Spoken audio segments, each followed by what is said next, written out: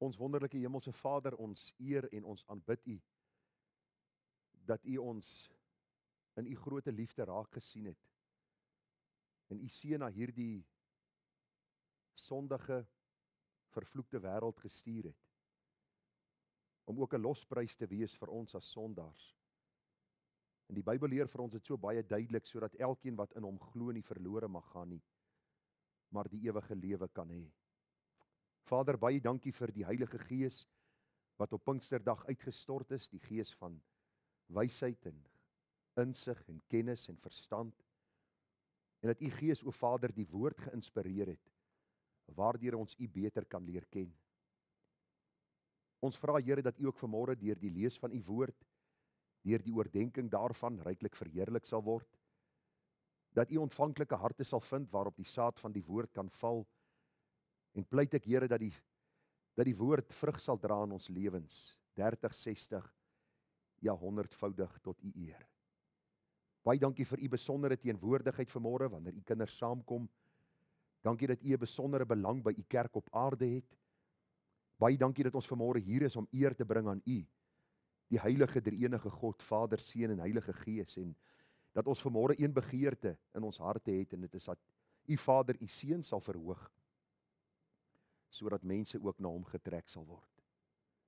Baie dankie vanmôre vir elkeen wat die moeite gedoen het om hier te wees. Dankie dat U elkeen bewaar het op die pad, reisende genade geskenk het. En nou vra ek, Here, dat die woorde van my mond en die oordenkinge van my hart U welbehaaglik sal wees, want Here, U is my rots en my verlosser. Gemeente, genade, barmhartigheid en vrede word vir U geskenk van God ons Hemelse Vader, en ook van ons dierbare Here Jesus Christus, en dit word kragtig vermenigvuldig deur die werking van sy Gees hier by ons. Amen.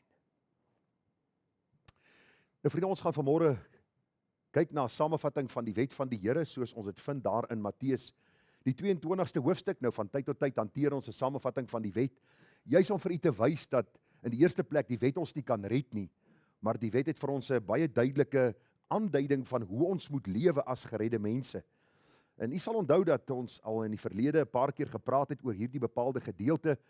Die Bybel sê, en toe die Fariseërs hoor dat hy die Sadduseërs die mond gestop het, het hulle almal saam vergader. Nou, soos jy weet, die Fariseërs en die Sadduseërs was eintlik vyande van mekaar gewees, want die Fariseërs het geglo aan die opstanding, hulle het geglo aan engele, hulle het aan verskillende dinge geglo, die Sadduseërs, en hoe jy dit maklik kan onthou, die sad-gedagte, hulle het nie geglo aan 'n opstanding nie, hulle het geglo alles is verby as jy sterwe, en die hartseer gedagte is dat toe hulle teen Jesus opstaan, toe kom hierdie twee vyhandige groepe saam, en die Bybel sê dat een van hulle, 'n wetgeleerde, een wat geleerd is in die waarheid van die woord, iemand wat gemeen het dat hy die waarheid verstaan, het 'n vraag gestel om hom te versoek. Hierdie vraag was nie gewees om kennis te verkry of om miskien uit die woord tereggewys te word of hulp te verkry nie.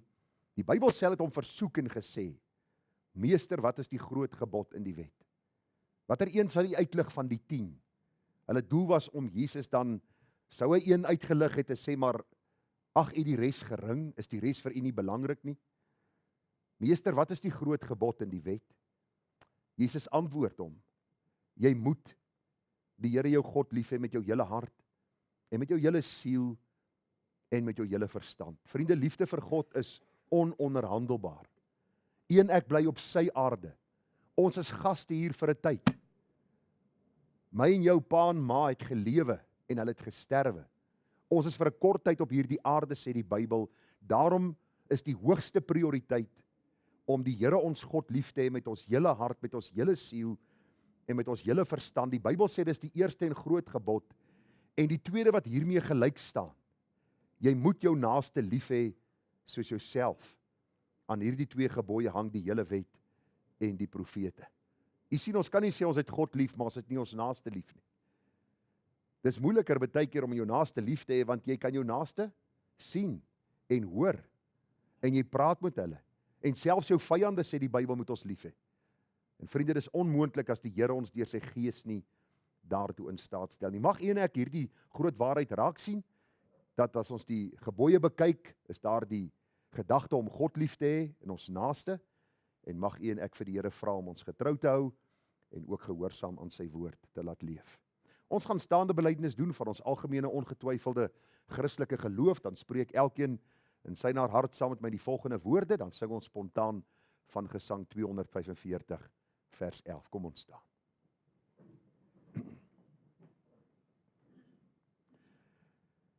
Nou vriende, met ons hele hart bely ons dat ons glo in God die Vader, hy is die Almagtige, hy is die skepper van die hemel en die aarde, en ons glo in Jesus Christus, sy eniggebore Seun, ons Here, wat ontvang is uit die Heilige Gees en gebore uit die Maagd Maria, wat gelei het onder Pontius Pilatus, gekruisig, gestorwe en begrawe is en neergedaal het in die onderste dele van die aarde, wat op die 3de dag weer opgestaan het uit die dood, opgevaar het na die hemel en sit aan die regterhand van God, die Almagtige Vader, vanwaar hy sal kom om te oordeel die lewende en die dode.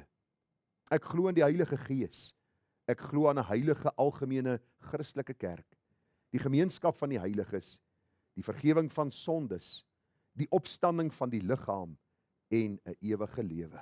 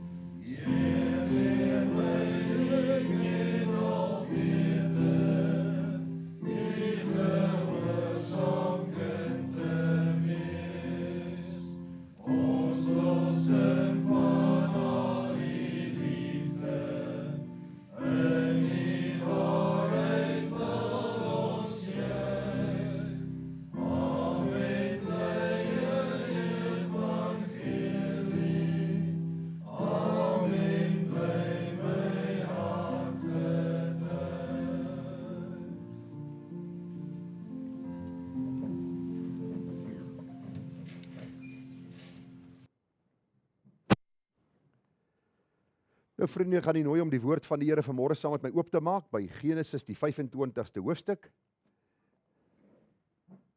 Nou wie kan onthou, wat was die laaste boodskap wat ons uit Genesis hanteer het? Nou as u vergeet het, gaan ek u glad nie kwaadlik neem nie. Ons was laas in Genesis gewees, ek dink Desember maand, toe ons stilgestaan het by die dood van Abraham, maar sy getuienis leef nog voort, en intussen tyd was dit Kersfees gewees, ons het in die nuwe jaar 'n reeksie gehou oor hoe om as gemeente standvastig te wees in die waarheid van die woord. Ons het deur die psalms, so 'n klompie psalms hanteer, soos jy weet is ons besig met die reeks uit psalms en dan die reeks uit Genesis. So ek gaan vanmôre 'n boodskap uit Genesis aan u bring. Volgende week is dit Vadersdag, dan is dit die manne wat aan die beurt kom. Die week daarna weer Genesis en dan sal ons kyk of ons weer Genesis en of ons 'n psalm gaan hanteer, maar die gebed van my hart is dat die Here vir ons sal seën, dat u ook sal bid dat die Here my wysheid sal gee in die voorbereiding en die verstaan van sy woord, sodat u as kudde gevoed kan word met hierdie waarheid, sodat ons diensbaar kan wees en die Here in alles welbehaaglik kan wees. So kom ons lees saam Genesis 25, ons lees die 19de tot en met die 34ste vers saam. En dit is die geskiedenis van Isak, die seun van Abraham. Abraham was die vader van Isak. En Isak was 40 jaar oud toe hy Rebekka, die dogter van Betuel, die Arameer uit Padan Aram, die suster van Laban, die Arameer, vir hom as vrou geneem het. En Isak het die Here gesmeek met die oog op sy vrou, want sy was onvrugbaar, en die Here het hom verhoor, sodat sy vrou Rebekka swanger geword het. Ek gaan nie daaroor veel preek vanmôre of te veel sê nie, maar u moet onthou dat kinders 'n gawe en 'n geskenk uit die hand van God is. Hulle is nie 'n las vir ons nie. Dis die Here wat die moederskoot open. Ek hoor baie keer sê mense, ons het 'n kind beplan, dan sê ek, nee, ek wonder van wie jy gesit en die beplanning gedoen. As God die moederskoot sluit, sal daar nie kinders kom nie. As God die moederskoot open, sal daar kinders kom, en kinders is vir die huwelik bedoel, een man, een vrou. En daarom is die gesinsverband so kosbaar, en sien ons in die Bybel ook, hoe die Here gesinne ryklik seën as hulle lewe tot sy eer. En kom ons kyk verder wat gebeur. Die Here het ook vir Isak gehoor, toe hy die Here smeek, dat sy vrou swanger sal word, en die Bybel sê vir ons, en die kinders het teen mekaar gestoot binne in haar. Toe sê sy, as dit so gaan, waarvoor leef ek dan? Daarop het sy gegaan om die Here te raadpleeg. Wonderlik, Isak raadpleeg die Here, en wat doen sy vrou? Presies dieselfde. Sien u 'n gesin wat God verheerlik? Man en vrou raadpleeg die Here. Dis nie volmaakte mense waarvan ons lees nie. Maar Isak raadpleeg die Here en Rebekka raadpleeg die Here. En die Here het haar geantwoord, 2 nasies is in jou skoot en 2 volke sal van mekaar gaan uit jou liggaam. Die een volk sal sterker wees as die ander volk en die oudste sal die jongste dien. En toe haar dae vervul is dat sy moes baar, was daar 'n tweeling in haar skoot. En die eerste is gebore, rooi, geheel en al soos 'n mantel van hare. Daarom het hulle hom Esau genoem. En daarna sy broer gebore, terwyl sy hand die hakskeen van Esau vashou. Daarom het hulle hom Jakob genoem. En Isak was 60 jaar oud by hulle geboorte. En die seuns het opgegroei. Esau het 'n ervare jagter geword, 'n man van die veld. Maar Jakob was 'n vredelievende man wat in tente gewoon het. En Isak het Esau liefgehad, want wildsvleis was na sy smaak. Maar Rebekka het Jakob liefgehad. En Jakob het 'n kooksel klaargemaak en Esau het moeg uit die veld gekom. Toe sê Esau vir Jakob, laat my tog sluk van die rooi goed daar, want ek is moeg. Daarom het hulle hom Edom genoem. En Jakob antwoord, verkoop eers jou eerstgeboorte reg aan my. En Esau sê, kyk, ek gaan sterwe en wat baat die eerste geboorte reg my dan? Toe antwoord Jakob, sweer eers vir my.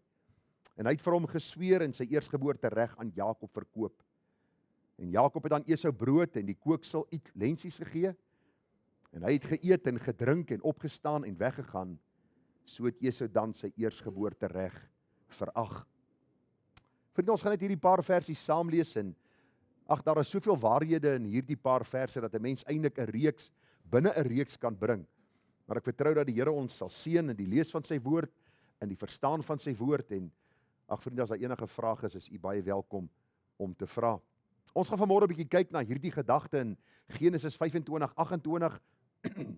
Daar staan in Isak het Esau liefgehad, want wildsvleis was na sy smaak, maar Rebekka het Jakob liefgehad. Ek wil vanmôre met u praat oor die gedagte wanneer voorkeur verdeel, die hartseer gevolge van partydigheid in die gesinsopset. Wanneer voorkeur verdeel, die hartseer gevolge van partydigheid in die gesinsopset. Nou so tydjie gelede het ek en Ethel die voorreg gehad om met 2 vroutjies afsonderlik te praat. Hulle is so in hulle laat 50's gewees. Bietjie met hulle gepraat oor die jare wat hulle in groot geword het en wat hulle beleef en wat hulle ervaar het en deur die trane heen het albei vir my vertel hoe hulle baie onregverdig behandel was in die opgroeijare. 'n Klompie kinders gewees in die huis en pa ma duidelike voorkeur gehad bo die kinders en sommige kinders was voorgetrek voor die ander, sommige was meer genade geskenk, meer vergifnis gegee. Daardie gesindheid wat 'n mens kan agterkom wat in 'n huis heers, waar die een dan ook voorkeur geniet bo die ander een. Die fisiese geweld, wanneer ma of pa frustreerd was, dikwels die verbale tuistering wat plaasgevind het en die emosionele afbreek, het blywende letsels op hierdie dames gelaat. Die hartseer is later jare, toe hulle kinders gebore word, het hierdie selfde tendens aangegaan, was dit oorgedra gewees, en die kleinkinders is deur oupa en ouma op 'n manier behandel, dat die een baie duidelik kon agterkom, dat ek belangriker is vir oupa en ouma, as die ander een.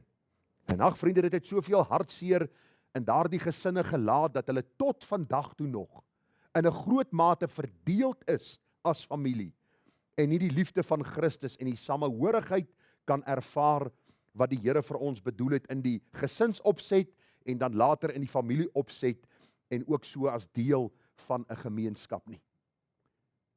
Vriende, hierdie verhaal het my laat dink aan, wat ons vanmôre dan ook gelees het.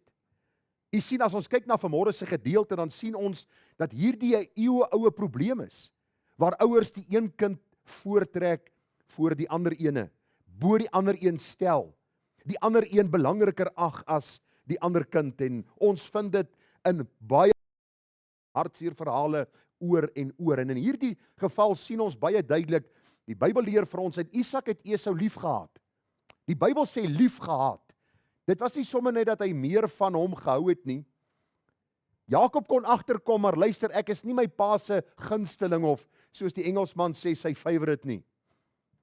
Die Bybel sê vir ons, en die rede Hy het van wildsvleis gehou. Dit was eenvoudig vir hom voorsien het in die tydelike behoeftes en Isak het baie meer gehou dan van Esau. En die Bybel sê maar Rebekka het Jakob liefgehad. So Esau het agtergekom, maar my ma het nie veel tyd vir my nie. En daarom het hy ook meer guns by sy pa gesoek en Jakob ook meer tyd met sy ma dan deurgebring. Nou die Bybel leer vir ons baie duidelik dat hierdie hartseer vertelling in die Bybel dan ook konflik wat vir eeue lank sou duur. Die Bybel sê vir ons in Genesis 27 vers 2, Isak op daardie stadium het gedink hy gaan doodgaan, en het Isak doodgegaan? Sê gou vir my, jy wat die Bybel al gelees het, Isak sê dat Esau vir hom wildsvleis moet gaan jag, want sy tyd om te sterwe is baie naby, en die Bybel leer rondom dit dat Isak omtrent nog 30 jaar geleef het, na hierdie gebeure waarvan ons lees in Genesis 27. So beteken gaan maar luister, skep moed en gaan aan. Die Here sal vir jou die dag en die uur en die oomblik nie openbaar nie. Hy gaan nie vir jou sê wanneer jy gaan sterwe nie, maar as dit gebeur, sal dit presies in God se raadsplan wees. So lewe voluit, lewe elke dag om die Here te verheerlik. Isak, ek weet nie of hy sieklik was op hierdie stadium of hy net mistroostig of moedeloos was nie, maar hy sê vir Esau, kyk tog, ek het oud geword, ek weet die dag van my dood nie. Neem wapens, jou pylkoker en jou boog en gaan uit in die veld en jag vir my 'n stuk wild en maak vir my lekker ete klaar soos ek dit graag wil hê en bring dit vir my om te eet sodat my siel jou kan seën voordat ek sterwe. En na 30 plus minus 30 jaar verbygegaan. En nou lees ons baie duidelik dat hierdie man Esau uitgegaan het om te jag en wie het dit gehoor? Wie kan gou vir my sê? Rebekka. Haar oor was naby die tent gewees. Wat praat ou Isak nou met Esau? En die Bybel sê vir ons, hy roep vir Jakob nader, sy sê vir Jakob, luister gou my seun, dit en dit gaan gebeur, en hulle begin planne beraam, en die Bybel sê vir ons, en Jakob sê aan sy vader, want jy sien, Rebekka sê vir hom, jy moet jouself dan voordoen as jou broer Esau, en dan moet jy die seën van jou vader Isak ontvang. En die Bybel sê vir ons, dat Jakob het saam met sy ma dan ook afgespreek om so te doen, vers 19, en Jakob sê aan sy vader, ek is Esau. Nou lyk vir my die leenpatroon is dwars deur daardie familie en gesin te bespeer. Onthou jy? Isak, nou is dit Jakob, en vriende luister gou, leens bring seer gevolg. Dit wil sê ek vir mense, as jy lieg, dan gaan jy later die hartseer gevolg leens, want as jy lieg, altyd onthou wat jy gesê het, toe jy leens vertel het nie. Waarheid het 'n manier om elke keer dieselfde uit te kom, maar leens moet elke keer heroorweeg, nuwe word, en ek het die ou gesegde wat ek dikwels vir mense sê, if you don't lie, you don't have to remember. As jy nie lieg nie, hoef jy nie heeltyd te onthou wat jy gesê het nie. Hier sien ons hoe hierdie man Jakob vir sy vader 'n blaatante leuen vertel. Hy sê, ek is Esau, u eersgeborene. Ek het gedoen soos u my beveel het. Rig u tog op, sit en eet van my wildsvleis, dat u siel my kan seën. Die Bybel leer vir ons baie duidelik dat hierdie man Isak dan vir Jakob geseën het. Vers 30 lees ons, maar toe Isak Jakob klaar geseën het en Jakob nog skaars van sy vader Isak af weggegaan het, kom sy broer Esau van die jag af. En hy maak ook 'n lekker ete en bring dit aan sy vader en sê aan sy vader, laat my vader hom oprig en eet van die wildsvleis van sy seun sodat u siel my kan seën. En sy vader Isak vra vir hom, wie is jy? En hy antwoord, ek is u seun Esau, u eerste. Toe skrik Isak geweldig en sê, wie is dit dan, wat wild gejag en vir my gebring het? En ek het van alles geëet voordat jy gekom het en hom geseën, ook hy geseënd bly. Toe Esau die woord skree groot en bitter geroep. En hy sê vir sy vader, seën. En hy antwoord, jou broer het gekom, het bedrog en jou seun weggeneem. En Esau was Jakob vyhandig gesind, sê vers 41, vanweer die seun waarmee sy vader hom geseën het. En Esau het in sy hart gedink, Die dae van die rou oor my vader is naby, dan sal ek my broer Jakob doodmaak. As ons na hierdie hartseer verhaal kyk, vriende, dan sien ons die gevolgdigheid in 'n huisgesin. Isak het vir die Bybel sê vir ons baie duidelik, Rebekka het dan vir Jakob lief, en hierdie hartseer gevolge vind ons dan dat hierdie broers uitmekaar gespat het. En wat vir my dat hierdie ma en pa dan hierdie hartseer tyd beleef het met hulle kinders, en die ma dan besluit het dat Rebekka moet vlug Rebekka besluit het dat Jakob moet vlug na Laban toe, en dan later terugkom wanneer Esau bietjie bedaar het. Wil ek hier die volgende vraag vra, het Jakob ooit weer sy ma lewend gesien?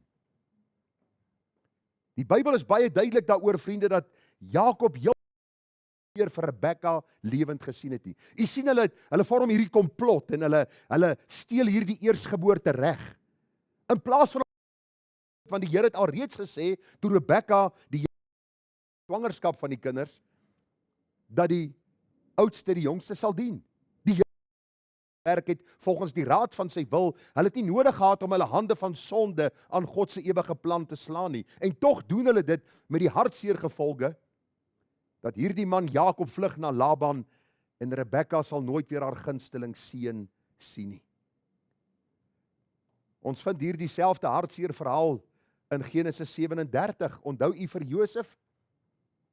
Die Bybel sê in Israel, dit is Jakob het Josef meer lief gehad as al sy seuns. Want hy was vir hom 'n seun van die ouderdom, en hy het vir hom 'n lang rok met moue gemaak.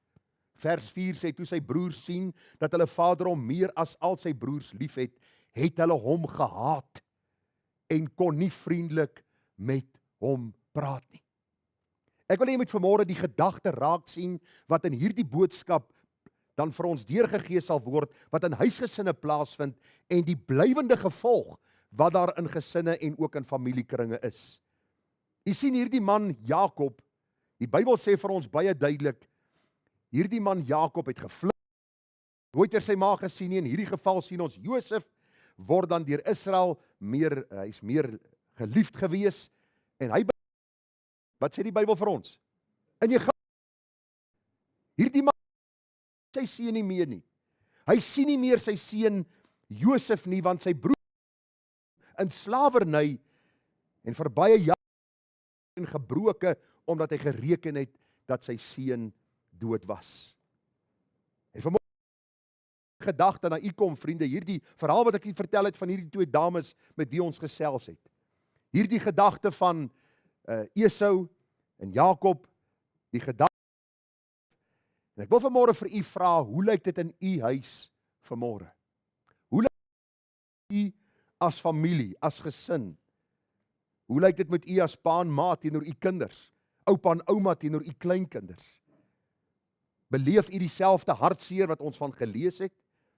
Of is daar by u 'n gedagte dat die Here van u verwag om almal gelyk te behandel, omdat God vir ons sê ons moet sy liefde uitleef na elkeen in my huis? Die man Matthew Henry, almal weet van hom, hy kommentaarskrywer. Nou sy kommentaar is, ek oordryf nou, maar hy's 'n paar duisend bladsye.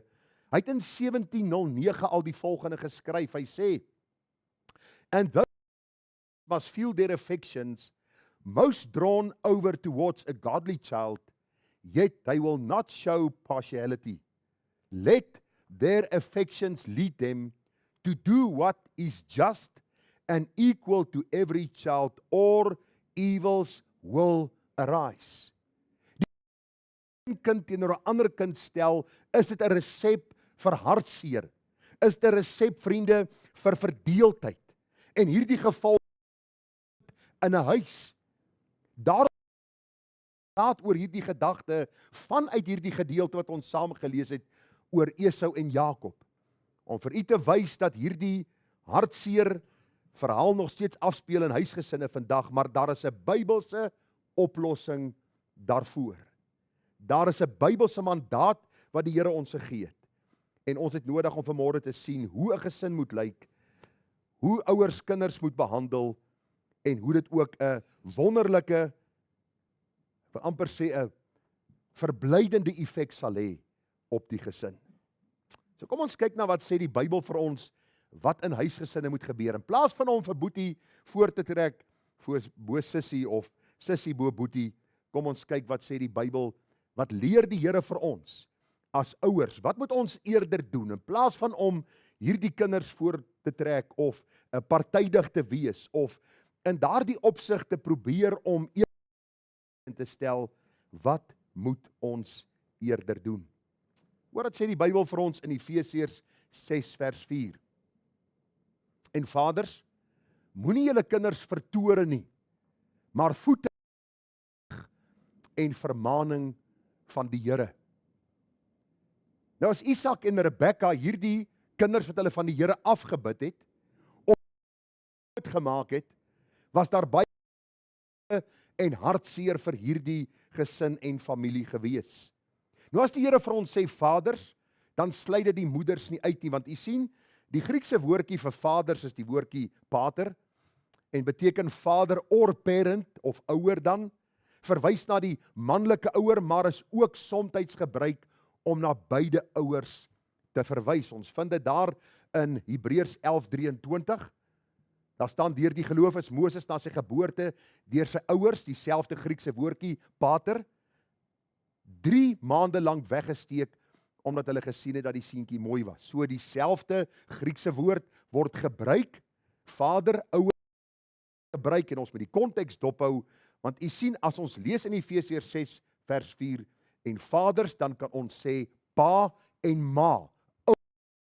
Ons kan ook in 'n baie duidelike opsig sien dat die oupa en ouma nie heeltemal uitgesluit is nie, omdat hulle ook van tyd tot tyd 'n invloed het op die lewe van die kinders en dan van die kleinkinders in besonder. So en vaders of ouers, moenie julle kinders vertore nie, maar voed hulle op in die tug en vermaning van die Here. Hierdie is 'n baie belangrike saak wat ons vanmôre 'n bietjie na gaan kyk, want u sien, as Isak en Rebekka hierdie waarheid toegepas het, sou daar minder konflik in hulle huis gewees het. Nou daar staan, moenie julle kinders vertore nie. Nou ons gaan bietjie kyk vanmôre, wat behels die gedagte van om kinders te vertoren? Nou dit beteken, as jy bietjie gaan navorsing doen, om aanhoudend deur as die kind op so wyse te behandel, dat dit 'n diep gesetelde woede en somtyds haat opbou in die hart van die kind. Hierdie woede in die hart van die kind sal later uitloop op sekere negatiewe gedragspatrone. Dit is vir my somtyds eintlik, die Engelsman praat van mind-boggling. Wanneer jy ouers en jy sien hoe die een kind bo die ander een dan gestel het, en nou kom daar probleme. Nou wat het ek verkeerd gedoen? En dan moet jy eintlik vir hulle sê, maar gaan lees so bietjie wat gebeur het in Genesis, en gaan lees bietjie wat het gebeur van Esau en Jakob, en dan van Josef, en kyk van toepassing is op jou, en of jy gemaak, en gaan jammer sê, dat jy hierdie partydigheid in jou huis daar gestel het nie. Die vraag is wat mense jou vra nou, hoe kan ons kinders vertoren? Hoe kan ons kinders vertoren? Nou vriende, daar is baie gedagtes noem. Een van dit is om oorbeskermend te wees. Jy sal sien, ons gaan bietjie praat oor hierdie verklaring van Efesiërs 6 vers 4.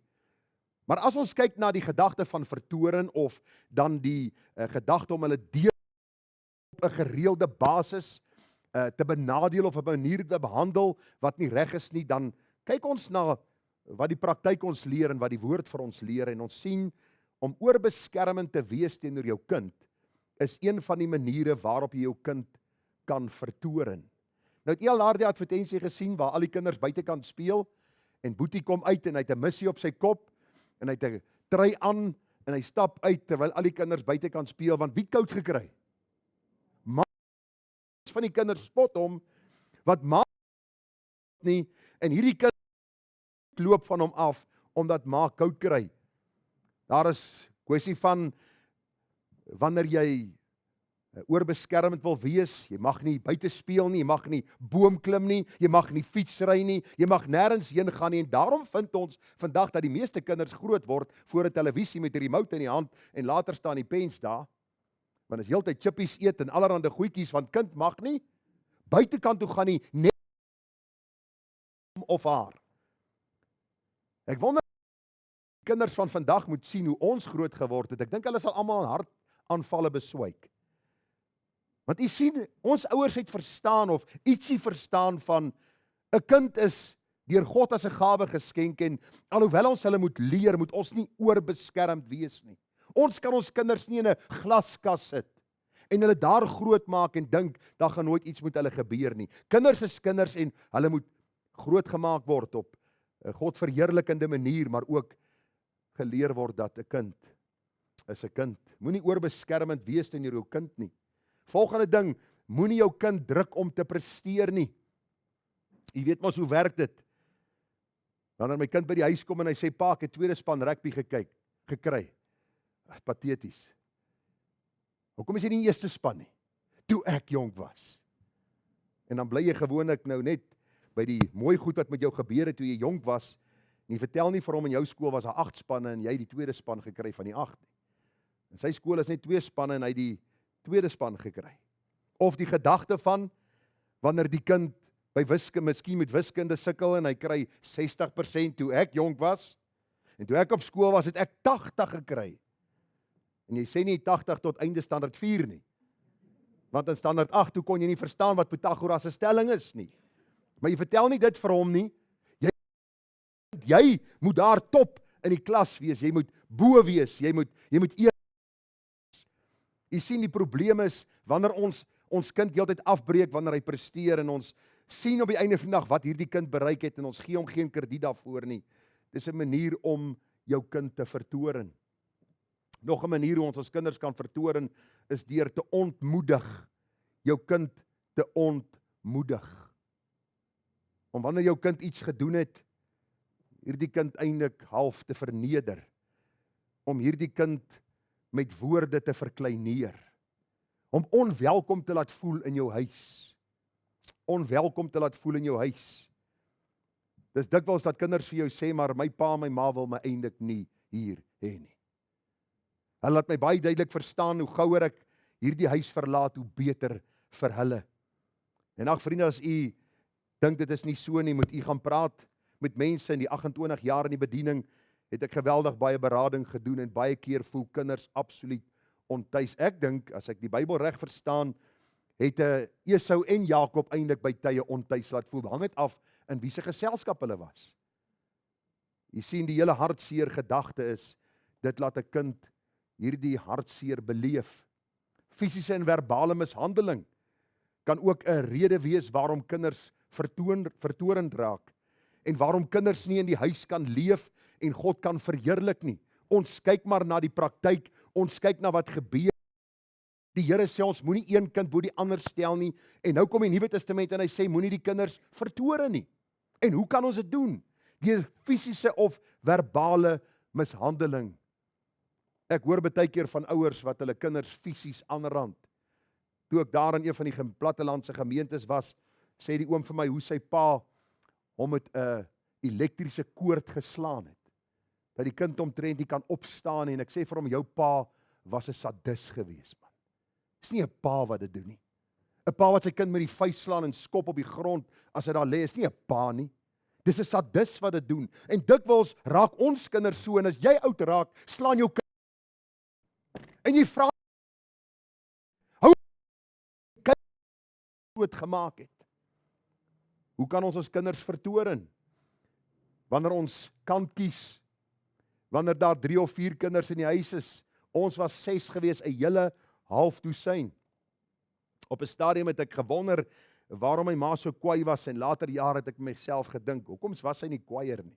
6 kinders, 'n half dosyn, 4 dogters, 2 seuns.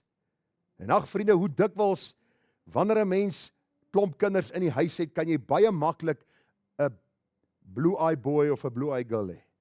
'n vyf gebruik maar die Engels, 'n gunsteling. Een wat in die môre vir jou koffie aandra en miskien, môre pappa, môre mamma. Dis skool toe ry jong, hierdie pa irriteer my dan maar. Hallo pa, ja, wil pa koffiekie hê of pa ietsie hê?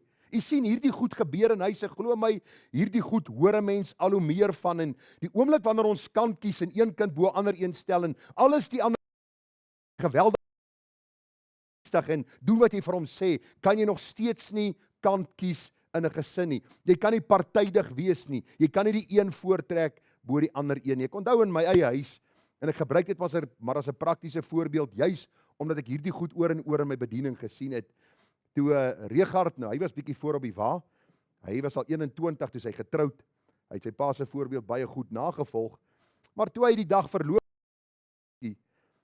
toe het ek vir hom 'n paar duisend rand oorbetaal vir 'n verloofring. Later het sy ou boet besluit, hy wil ook trou. Iets wat hy gesê het, sal hy nooit doen nie. Al die slagoffers staan voor die kansel en hulle sê, ja dominee, ek sal haar lief hê tot die dag dat sy doodgaan en dan vergeet hy die woorde wat hy gesê het, maar in elk geval, toe hy die dag dan ook die ja-woord vra, toe sê ek vir my vrou, ek gaan vir hom presies dieselfde bedrag oorbetaal, as ek vir sy broer oorbetaal het om te help met 'n verloofring, en hy sê vir my, pa, maar die ou geldjie wat jy vir my gaan oorbetaal, gaan in Amerika nie veel beteken nie. Jy weet mos die rand-dollar wisselkoers, ek sê vir hom, seun, dis nie waaroor dit gaan nie.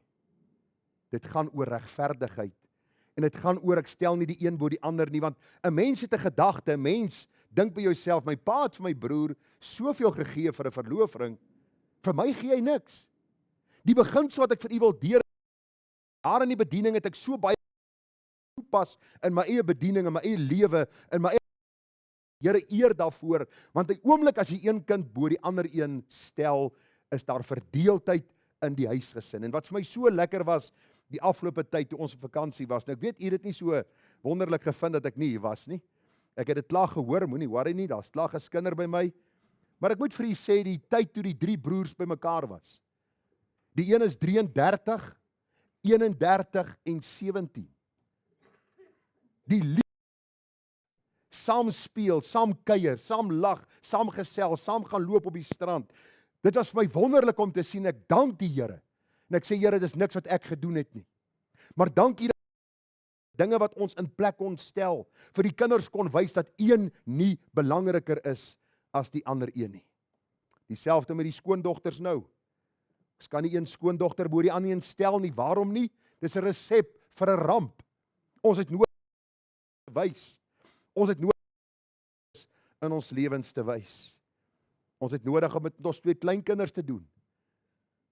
En nou ons het 2 kleindogtertjies, die een is 4 en die ander een is 2. Hulle verskil soos dag en nag. Mense sal sê die een is aangeneem. Hulle geweldig in persoonlikheid en vir die Here te vra, Here, dat ek hulle sal lief hê met dieselfde liefde en vir hulle sal omgee en vir hulle Jesus Christus sal wys. Dr. John MacArthur skryf en hy sê die volgende oor hierdie bepaalde saak. Hy sê nog 'n algemene oorsaak waarom kinders verbitterd of kwaad word, is voortrekkery. Isak het Esau bo Jakob voordeel, terwyl Rebekka weer Jakob bo Esau verkies het. Hierdie wederwysige voortrekkery het nie net groot verdeeldheid in die gesin veroorsaak nie, maar die nagevolge daarvan het hier in die konflik tussen die nageslag van Jakob en Esau. U kan daarvan gaan lees in Numeri 20, 1 Samuel 2, die boek Amos en die boek Obadja. Hierdie konflik het vir baie aangehou. Waarom? Omdat 'n pa en sy seun het dit vir hom gebring en die ma was lief vir hierdie vredenliewende seun wat in die tente gebly het en dit het hierdie gesin geweldig skade berokken. MacArthur skryf, hy sê wanneer ouers hulle kinders met mekaar vergelyk, hoekom is jy so stout en jou sussie so soet? Jy's 'n kind van die duiwel, sy's 'n kind van Jesus. Is dit so? Bepaal stout en soet of ons kinders van die Here is? Vriende, sal sien, wanneer ouers hulle kinders met mekaar vergelyk, veral hoor, kan dit diep wonde laat. Kyk hoe mooi praat jou sussie met my. Kyk hoe vieslik praat jy met my. Kyk hoe mooi lyk jou sussie se rapport. Jou rapport lyk vrot. Nou ek het gelukkig in my jare op skool, het ek my rapport baie keer vir my pa en my ma weggesteek. En my rapport het nie baie goed gelyk nie. Maar een ding het ek agtergekom, as ek my deel bydra, het ek nie nodig om te vrees vir die kritiek nie. Maar ongelukkig, wanneer dit gebeur, is ons as ouers, trap ons in hierdie strik, dat ons die kinders vergelyk met mekaar. En dan hoor die kinders dit, die kinders beleef dit, en die hartseer gevolge is daar. Hy skryf verder, MacArthur skryf verder, hy sê die kind wat as minder bekwaam, begaafd of minder geliefd beskou word, raak maklik moedeloos, gegrief, teruggetrokke en verbitterd. As ek vanmôre 'n opname moes doen, en ek begin hier tot agter by Winnen en by Wian daar agter, wonder ek hoeveel sal hier sit, wat bitter is, teenoor hulle pa en hulle ma, omdat daar hierdie voortrekkery in die huis was. Is daar 'n oplossing vir hierdie probleem? Ek dink so. Die Bybel het altyd oplossings vir enige probleem. As op die land het kinders in die huis het, dan is dit baie makliker om hierdie ding te korrigeer, as wat dit is om dit later te doen. Maar hoor gou, ons het nie nodig om die een teenoor die ander te stel nie, want elke kind is uniek. Elkeen het sy eie deel. Ons elkeen ape. Daarom het ons nodig om hierdie saak raak te sien, dat ons daardie wonderlike uniekheid van ons kind sal sien, en dat ons sal hoor wat die woord vir ons sê, en die waarskuwings wat ons in die woord van die Here vind. Dr. John MacArthur skryf verder, hy sê voortrekkery deur ouers lei gewoonlik daartoe dat die kinders self ook voortrekkery begin toepas, omdat hulle die gedrag by hulle ouers aanleer. Hulle sal een broer of suster verkies bo die ander, en dikwels ook die een ouer bo die ander. Vriende, in die jare van berading het ek agtergekom dat kinders ouers teenoor mekaar afspeel, omdat die ouer meer lief is vir die een kind as die ander. Dat ouers uit mekaar dryf, en die pa uit die huis trek, omdat die ma een kind sleg behandel, en sy baie goed vir die pa vertel. Hartseer verhale, omdat ouers nie besef dat hulle 'n span is, om hierdie kinders, hierdie unieke kinders op te voed, in die tug en vermaning van die Here nie. So ons moet ons kinders nie vertoren nie. Ons het gesien hoe ons hulle kan vertoren. Om hulle te druk om te presteer, om hulle te ontmoedig, om laat voel, die verbale en fisiese mishandeling, en dan die kantkiesery, partydigheid of voortrekkery. So as die Bybel vir ons sê, ons moet ons kinders nie vertoren nie, wat sê die Bybel moet ons eerder doen? Kom, ek gaan vir u raad gee, Bybelse raad. Wat moet ons eerder doen? Tug en vermaning van die Here. En besonder u wat groenkoring op die land het, u wat miskien oupa en ouma is, soos ek en my vrou nou, watter inspraak kan ons lewer in ons kleinkinders se lewe? Ons is nie hulle ouers nie, ek besef dit, maar tog het ons 'n invloed op hulle lewe. En wat sê die Bybel? In plaas van om hulle te vertoren, om hulle kwaad te maak, om hulle dan een bo die ander te stel, wat moet ons doen? Voed hulle op in die tug en vermaning van die Here. Hierdie tug is die gedagte van die ouer tree op as 'n onderwyser, 'n opleier. Hulle ontwikkel die kind, leer die kind, dissiplineer die kind en tugtig die kind waar nodig. Hierdie tugtiging sluit in lyfstraf of sla. Nou, hierdie was 'n skok vir my twee ouer seuns, toe Calvin gebore is. Ons is af Vredendal toe. Gerard was op daai stadium, was Gerard 16 gewees, Regard was 14, Calvin was 'n babietjie van omtrent, dink 20 of 21 dae.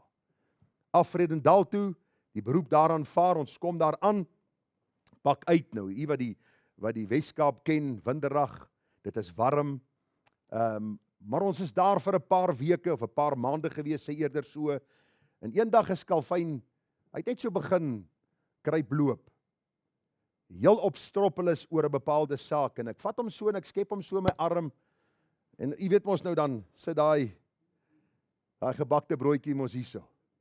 Maak hom bietjie warm, want hulle het my geleer dat 'n kind het 'n probleem. Van sy oor na sy bout is daar 'n pypie, en hy raak gestop oor tyd. En al wat smelt is hitte. En ek het hom so bietjie warm gemaak en ek het hom in die kamer gaan sit en ek kom in die TV-kamer en Gerard en Regard is ontsteld. Ek sien hulle is moeilik met my. Ek sê vir hulle, luister gou-gou Bulle, kom ons verstaan mekaar. Hierdie is my kind. Dit kind moet groot maak, nie? Lang storie kort te maak, ek gaan haal Kalfyn later uit die kamer uit. Maar hoor jy, hy is hier oor my, op my, langs my. Hulle kyk so, hulle sê, pa, lyk my dit werk. Ek sê dit werk, want u sien, 'n kind moet. En as hy nie luister nie, moet hy gedissiplineer word. Dis God se nie. Ek het dit nie uitgedink nie. God het ons geskaap het, weet wat ons samestelling is. En dit is belangrik dat ons as ouers nie die een kind trek of hulle vertore nie, maar dat ons hulle eerder sal opvoed. Dat ons hulle sal leer. Dat ons as 'n onderwyser sal optree om vir hulle te leer wat die Here vir ons sê.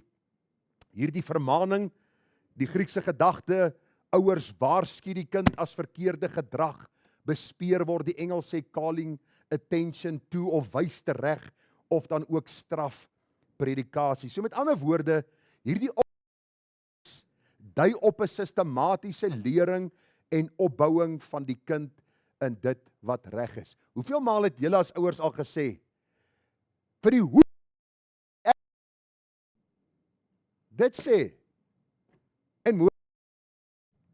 en jy baie keer pas jy dig toe, maar opvoedingsproses is 'n langtermyn is 'n kwessie van 'n ding wat nooit op. My seuns is al in die 30 en nog steeds leer ek hulle sekere beginsels. Daar is sekere tye wat hulle my bel en sê, pa, hierdie ding het gebeur by die gemeente of hierdie ding het gebeur by my werksplek. Wat dink jy moet ek doen? Dis hoe ek onlangs weer by een van my seuns, hy sê, pa, dis wat ek gaan doen. Ek sê vir hom, kom ons kyk wat sê die Bybel. Dis gaan nie oor my gedagte nie. So, hierdie opvoedingsproses dui op 'n sistematiese lering en opbouing van die kind in dit wat reg is. Dit is om hulle verstand en optrede te ontwikkel. Om hulle te leer en gevolge wanneer verkeerde of sondige optrede bespeer word. As jy jou kind nie nou gaan tug nie, sal jy later huil oor jou kind wat jy nie getug het nie. Die Bybel leer ons in Spreuke 22 vers 6 en 15. Oefen die seun volgens die eis van sy weg, dan sal hy, ook as hy oud word, daar nie van afwyk nie.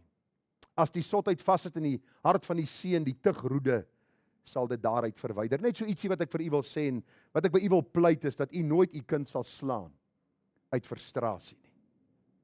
Om 'n kind te tugtig is wanneer jy besef hy oortree nou God se woord, God se wet, God se waarheid. En jy sê vir hom, my kind, nou gaan ek jou onderrig in dit wat die skrif vir ons leer aangaande hierdie bepaalde saak. Die Bybel sê as sotheid vassit in die seun se hart, die tugroede, sal dit daaruit verwyder. Spreuke 23:12, bring jou hart na die tug en jou oor na die woorde van kennis. Hou die tug nie terug van die seun en as jy hom met die roede slaan, sal hy nie sterwe nie. Jy sal hom wel met die roede slaan, maar sy lewe van die doderyk red. Ons hele opvoedingsproses met ons kinders is om hulle by die Here uit te kry. Om vir hulle te leer hulle sondaars wat uit genade gered moet word. Dat God in Christus vir ons voorsiening gemaak het en dat hulle moet leer hoe om in hierdie samelewing te funksioneer as vrygekooptes, as kinders van die Here. Spreuke 29:15, die roede en die bestraffing gee wysheid, maar 'n seun wat aan homself oorgelaat word, steek sy moeder in die skande. Digtig jou seun, dan sal hy jou rus gee en aan jou siel vreugde verskaf. Nou, vriende, u almal weet dit, as jy in die pastorie groot word, is jy altyd 'n illustrasie. So lekker, ek het 3 illustrasies wat ek gereeld kan gebruik. Nou jare terug, toe Kalfyne nog so groot seun was daar 'n geleentheid waar ek en hy so 'n bietjie golf gaan speel het. En in hierdie 18 gaatjies wat ons gespeel het, het daar iets op die baan gebeur en hy het hom geweldig erg vir 'n ding en ek sê op 'n stadium vir hom, sit jou stokke neer, jy gaan nie verder speel nie, jy stap nou saam met pa. En as ons by die huis kom, sal ons oor hierdie saak praat en hom uitsorteer. En so het dit gebeur, ons by die huis aangekom, kamer ingegaan, gesels met hom en hom getug. En nadat ek hom so 'n paar houe gegee het en vir hom geleer het wat die Here vir ons leer oor die manier hoe ons moet optree, gaan hy later na sy ma toe en hy sê vir sy ma, ma, weet maar wat? Ek het hierdie pak sla nodig gehad. En ek het so by myself gedink, die alleenwyse God het 'n resep hoe om kinders groot te maak en ons verontagsaam dit. Soos dit gaan. Daarom is onderwysers en onderwyseresse te vreesagtig om kinders wat daar inkom, het nie naamlik God wat regeer en ons moet ons onderwerp aan hom en aan die gesag wat oor ons aangestel word nie. Ons sien in die Bybel baie duidelik dat die Here vir ons hierdie opdragte gee. En as ons dit toepas, hoor dit sê die Bybel, dan sal hy jou rus gee en aan jou siel vreugde verskaf. Spreuke 3 vers 1 tot 8, my seun, vergeet my onderwysing nie en laat jou hart my gebooie bewaar, want dit sal lengte van dae en jare van lewe en vrede vir jou vermeerder. Laat liefde en trou jou nie verlaat nie, bind dit om jou hals, skryf dit op die tafel van jou hart, dan sal jy genade vind en 'n goeie insig in die oë van God en die mense. Vertrou op die Here met jou hele hart en steun op jou eie insig nie. Ken hom in al jou weë, dan sal hy jou paaie gelyk maak. Wees nie wys in jou eie oë nie, vrees die Here en wyk af van die kwaad. Dit sal genesing wees vir jou liggaam en verkoking vir jou gebeente. Luister, jou kind sal meer gevorm word deur tugtiging as wat jy die een teenoor die ander ene afspeel. Voortrek, hierdie partydigheid in die huis dan ook bewys en tentoonstel. Ons sien vanmôre in hierdie boodskap baie duidelik Esau en Jakob. Die Bybel sê vir ons wat verdeeld geraak het omdat die ouers die een bo die ander een gestel het. Baie het dan ook in hierdie huishouding uitmekaar geskeur, soveel so dat as ons die Bybel bestudeer, dan sien ons dat Jakob nooit sy ma weer gesien het, Rebekka, wat hom dan ook as die geliefde seun beskou het nie. Wat ek vanmôre vir u kan sê, dat hierdie voortrekkery, hierdie partydigheid, altyd hartseer en langdurige gevolge in huisgesinne het, as die een voor die ander getrek word.